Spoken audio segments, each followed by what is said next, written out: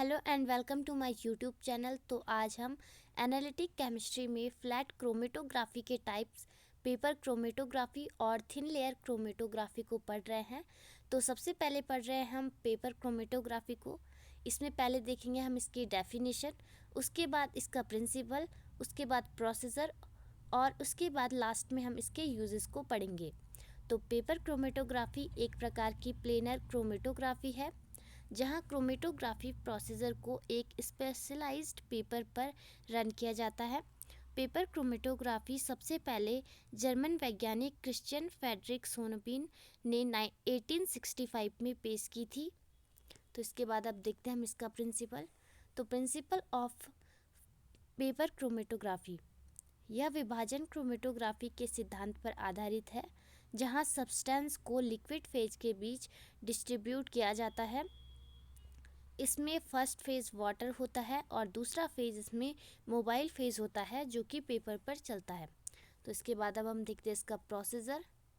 तो paper chromatography 6 step में पूरी होती है। तो फर्स्ट है इसमें डेवलपमेंट के आइडियल टाइप का सिलेक्शन, सेकंड है फिल्टर पेपर का सिलेक्शन, थर्ड है सैंपल प्रिपरेशन करना, फोर्थ है पेपर पर सैंपल को स्पॉट करना, फिफ्थ है क्रोमेटोग्राम का डेवलपमेंट और सिक्स्थ है इसमें पेपर को ड्राई कर कंपाउंड का डिटेक्शन। तो पेपर क्रोमेटोग्राफी के प्रोसीजर को पढ़ने के बाद अब हम इसके यूजेस या एप्लीकेशंस को पढ़ते हैं। तो पेपर क्रोमेटोग्राफी का यूज़ कॉस्मेटिक प्रोडक्ट्स के निरीक्षण के लिए किया जाता है। इसके अलावा मनुष्यों व जानवरों में ड्रग्स का निर्धारण करने में भी पेपर क्रोमेटोग्राफी का यूज़ होता है। पेय तथा खाद्य पदार्थों में दूषित पदार्थों का पता लगाने के लिए भी पेपर क्रोमेटोग्राफी का यूज़ किया जाता है। इसके अलावा फर्मेंटेशन और राइपनिंग की स्टडी में भी पेपर क्रोमेटोग्राफी का यूज़ होता है। और लास्ट इसमें कि बायोकेमिकल लेबोरेटरीज में रिएक्शन मिक्सचर का पता लगाने में भी पेपर क्रोमेटोग्राफी का यूज़ किया जाता है।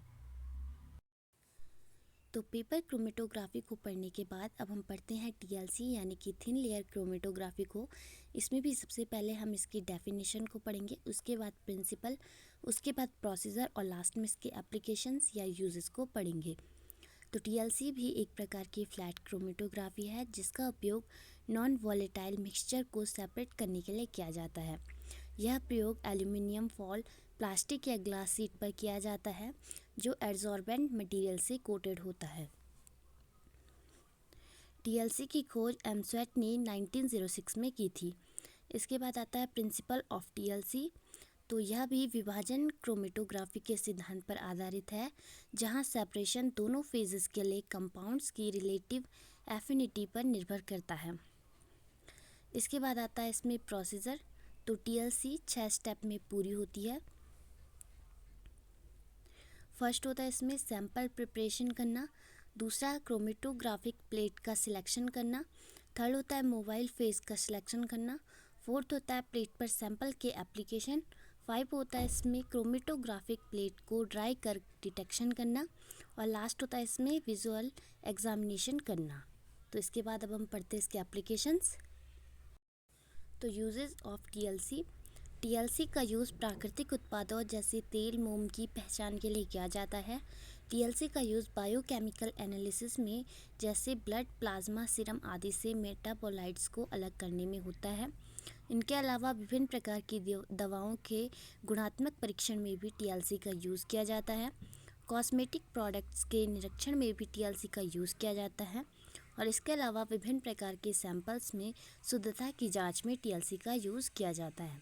आई होप कि ये वीडियो आपके लिए हेल्पफुल रहेगी। वीडियो को लाइक करें, शेयर करें और चैनल को सब्सक्राइब करना ना भूलें।